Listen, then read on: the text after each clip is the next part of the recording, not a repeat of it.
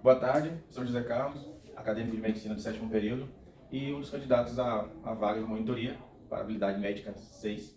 E no nosso cronograma foram dispostos 3 assuntos: dor torácica, insuficiência cardíaca e o acidente vascular encefálico.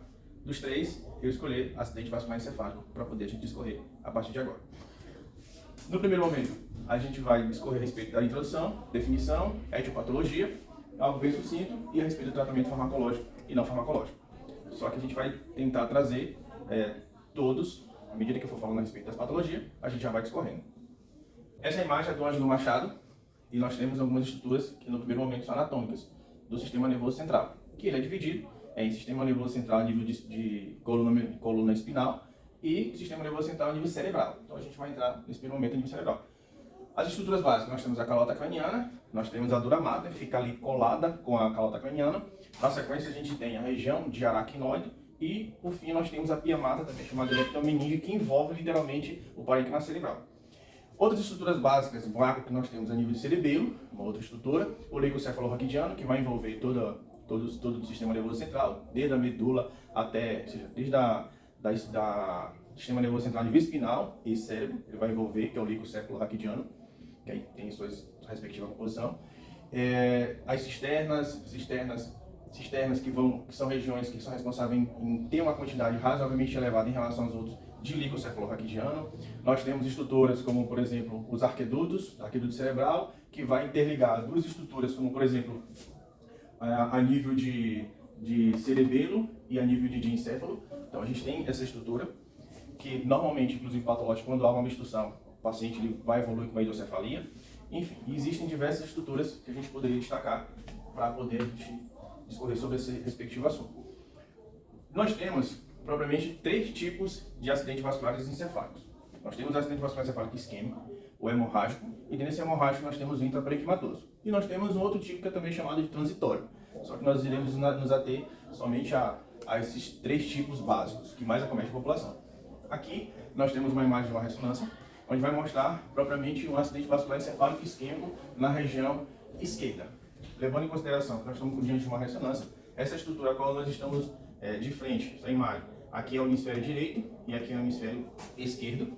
E a gente vê que existe a presença no hemisfério esquerdo, literalmente, de uma mancha, de uma área hipodensa, né, onde aqui houve uma obstrução de algum vaso, a fim de que houvesse um processo de obstrução do sangue que ele virá ali da veia cava das carótidas até chegar no cérebro. Como é que ele propriamente vai surgir?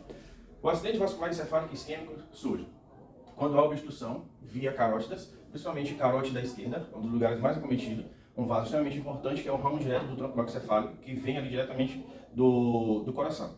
Então a gente tem uma obstrução via placa aterosclerótica, ou seja, o paciente com consumo excessivo de carboidrato, que na sequência se transforma em lipídio, ele vai ali para a corrente sanguínea, na sequência ele vai formar as placas de ateroma, de aterosclerose, que ele vem via túnica e empurra esse endotélio, empurra a túnica íntima, literalmente para contra a luz do vaso, ou seja, vai diminuir, vai haver uma constricção, e depois de um tempo, de repente o paciente tendo um distúrbio de coagulação, ele vai ter uma obstrução naquela região e, por fim, consequentemente, ele vai ter algum tipo de isquemia. Como assim?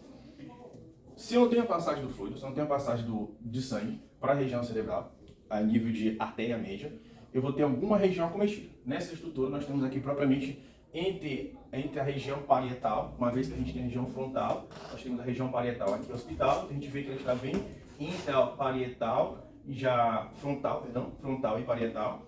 Onde essa região à esquerda existe uma área muito importante que é a área 4 de Brodmann, que é responsável pela nossa motricidade, que é numa região chamada de giro pré-central. Obviamente, nosso cérebro é dividido em vários giros, existem diversos sulcos que delimitam um ou outro, né? E essa área aqui que é mais acometida, que vai ser acometida é a área 4 de Brodmann, que ela é responsável pela nossa motricidade. Ou seja, normalmente o paciente, se ele sofrer, por exemplo, um acidente vascular encefálico isquêmico que acometeu a área 4 ou o hemisfério esquerdo do nosso cérebro, como é contralateral os movimentos, tanto a nível sensitivo quanto a nível motor, vai ser contralateral. Então, obviamente, esse paciente ele vai ter a presença de algum tipo de paralisia, de comprometimento a nível ele vai se tornar hemiplégico de repente direito. Todas as consequências e complicações, elas serão expressas do lado direito do paciente, contralateral à isquemia que ele sofreu. A nível de tratamento, se o paciente deu entrada no nosso pronto-socorro, por exemplo, num quadro desse, ele precisa ser monitorizado rapidamente, sua pressão arterial precisa ser controlada. Se for confirmado, evidentemente, que ele sofreu via algum exame de imagem, tomografia e ressonância, que foi um acidente vascular encefálico isquêmico, precisa fazer uso de algum antiagregante plaquetário coagulante, de repente um clopidogrel, um AS, né, que a gente sabe que vai agir diretamente na cascata do ácido araquidônico, né, no TX, né, no tromboxano do tromboxano, e aí ele vai aumentar a fluidez do sangue, consequentemente vai impedir que de repente novos trombos surjam e de repente ele sofra novos episódios de AVC, ou no caso de um AVC isquêmico, de um AVE isquêmico, né, hoje chamado de AVE isquêmico. Do nosso lado esquerdo a gente vê uma imagem que nos mostra exatamente a nossa carótida, que ela está comprometida com a placa de aterosclerose, a aterosclerótica, né, onde há um enrijecimento dessa estrutura, depois do enrijecimento, oclusão ou constricção, e após isso a oclusão, e obviamente eu não terei suprimento sanguíneo a nível cerebral. Como é que a gente consegue, de uma certa forma, como é que a gente consegue ter nossas atividades com o tempo, diante de um tratamento não farmacológico, como fisioterapia e tudo, restabelecer alguns movimentos? Existe a vascularização, que ela vai ser colateral, isso é muito comum com as artérias perfurantes, que ela vai suprir aquela região a qual foi atingida. Obviamente, que é aquela estrutura que foi lesionada, isquemiada, porque o sangue, uma vez que, ou na realidade, o vaso, uma vez que não corre sangue através dele, a estrutura, o tecido alvo, ele vai ser isquemiado, ele vai queimar. Isquemiar, mesma coisa que queimar. E ali, a partir de então, todo e qualquer tipo de atividade motora sensitiva que esteja relacionada àquela área, vai sofrer, consequentemente, a nível periférico, ou a nível de membros, ou de repente um desvio de comissura labial, uma pitose palpebral, enfim, existem diversas consequências a respeito disso. Um outro tipo de acidente vascular encefálico que nós temos é o acidente vascular encefálico hemorrágico. Esse aqui é mais grave se formos comparar em relação ao isquêmico, né? Isso não quer dizer que o outro não seja grave, dependendo do grau, do nível, obviamente, ou dos episódios isquêmicos que o paciente sofreu, pode ser grave, gravíssimo, levar o paciente ao óbito. Só que aqui a gente tem uma gravidade maior. Por quê? Como é que o hemorrágico vai surgir? Normalmente é algum tipo de aneurisma que ou foi desenvolvido congenitamente ou se o paciente desenvolveu com o tempo. Então, ao certo que ele tem um aneurisma e de repente ele sofre um pico hipertensivo na ordem de 200 por 100 milímetros de mercúrio, né? E aí ele sente, de repente, né, diante de um aneurisma roto, ele vai sentir uma cefaleia intensa. A literatura vai nos informar uma cefaleia nunca sentida antes, ou seja, insuportável, refratária a todo e qualquer tipo de fármaco. Praticamente nós estamos diante de um quadro de um acidente vascular encefálico hemorrágico. A partir do momento que esse vaso, esse aneurisma, ele é roto, eu vou ter um derramamento de sangue, aí vai depender da sua localização para nós nos classificarmos. Se for a nível de aracnoide, a gente pode falar de um acidente vascular encefálico hemorrágico em região subaracnoide. Se nós estivermos diante de um sangramento a nível cerebral, propriamente de parênquima cerebral, a gente está diante de um acidente vascular encefálico hemorrágico intraparenquimatoso, ou seja, a própria estrutura cerebral ela está sendo queimada pela presença do sangue. O sangue, o único lugar apropriado para ele é dentro da veia, dentro da artéria, arteríolas e vênulas. Em outro lugar, ele isquemia. A ausência do sangue no vaso vai isquemiar em alguma estrutura mais à frente, ou se de repente eu tiver um derramamento de sangue a nível cerebral, esse sangue ele vai isquemiar, ele vai realizar uma cavidade, ele literalmente vai queimar, porque o parênquima cerebral, pelo nível de sensibilidade dele, não suporta a presença do sangue, obviamente, não vai suportar de forma alguma, então ele vai realizar uma cratera intraparenquimatosa pela presença do sangue. Normalmente o tratamento no paciente que sofreu esse tipo de acidente vascular, ele é cirúrgico, normalmente cirúrgico, muito pouco provável que não seja. É feita uma craniectomia, ou seja, faça uma abertura, remova a calota craniana para na sequência realizar a drenagem desse hematoma, desse sangramento que surgiu no meu parênquima cerebral. Isso não quer dizer que, mesmo que eu tire essa estrutura toda, esse derramamento de sangue que ocorreu, eu não venha a sofrer consequências. Na realidade, as consequências desse acidente vascular são normalmente irreversíveis. Principalmente quando nós estamos de um acidente vascular, onde foi subaracnoide Fischer 4, por exemplo, que é a classificação do acidente vascular encefálico hemorrágico. Fischer 4. Então, normalmente o paciente ele evolui com uma disfasia, ele evolui com uma tetraplegia, ele evolui com a motricidade zero. O paciente, então, mesmo que ele venha a ser colocado à exposição da fisioterapia para poder reverter o quadro, mas é muito pouco provável que ele reverta. e ele vem entrar em cuidados literalmente paliativos, porque dali em diante, pouco provável que ele venha ter uma vida dentro da normalidade.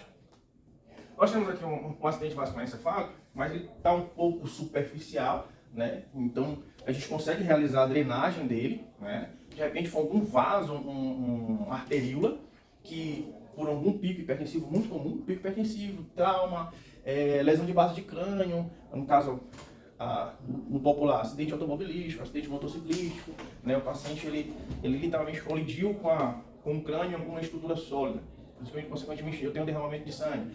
Ou de repente o paciente espontaneamente sofreu com aneurisma, com uma vênula ou com a arteríola rota. Eu vou ter um derramamento de sangue e vagarosamente o nosso cérebro ele vai ser inundado e vai queimando. A gente consegue reverter essa situação desde que seja realizada uma ação rápida para a conversão.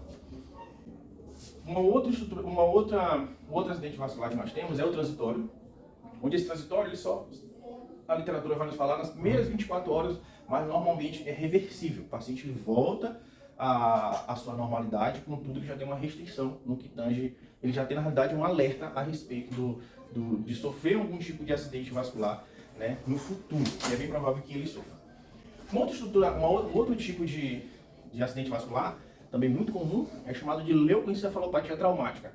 O que significa isso? É a mesma, também chamada de doença do pugilista. O paciente que ele sofre infinitos traumas na região cefálica, né? Ali constantemente ele está envolvido em algum tipo de atividade que o crânio dele está sofrendo algum tipo de trauma, algum tipo de lesão, e consequentemente ele vai desenvolver diversos AVCs, diversos AVS no cérebro. Como assim? Eu vou voltar lá. Nessa mesma imagem eu consigo mostrar. Ele sofre um AVE, digamos, na região temporal, ele sofre um AVE na região frontal, na região parietal, na área pré-frontal, na área de broca. A grosso modo, quando eu falo temporal, frontal, parietal, eu estou sofrendo diversos acidentes.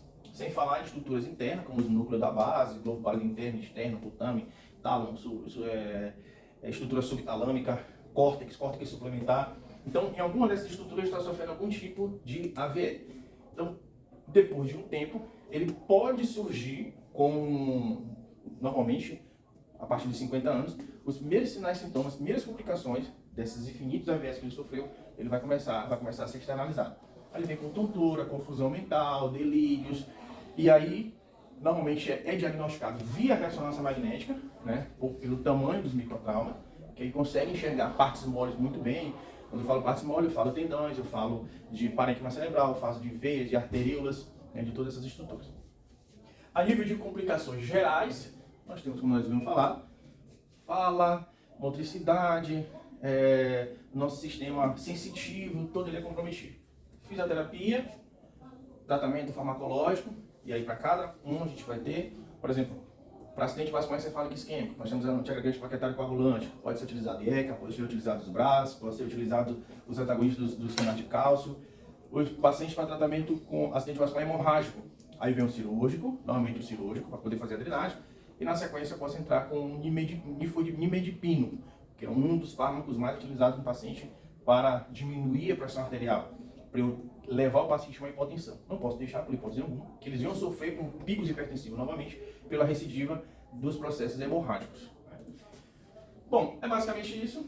São os acidentes vasculares mais comuns que nós temos na atualidade, né? Espero que tenha sido claro e muito obrigado por sua atenção. É isso. Deu?